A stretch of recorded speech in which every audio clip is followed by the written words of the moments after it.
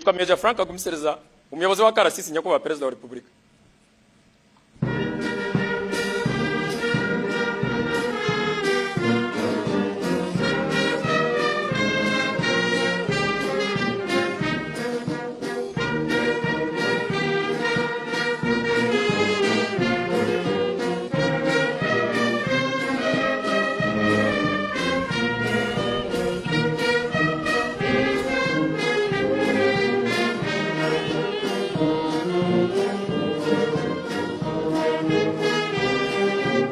Nyakubahwa Perezida wa Repubulika, abayobozi b'amasibo.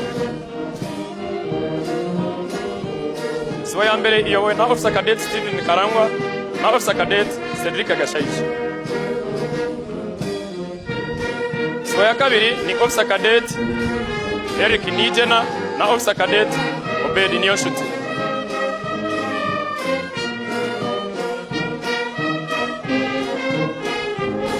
Itsinda ry'amabendera iyobowe na Captain Geoffrey Kabagambe.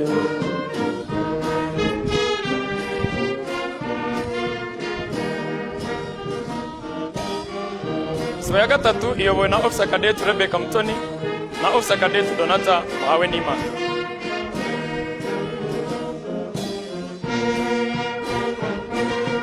Sibo ya kane ni Officer Cadet Yves Kainamura na Officer Cadet Anakreti Mubitoyimanzi. Uwungirije Karasisi Captain Innocent Aganda.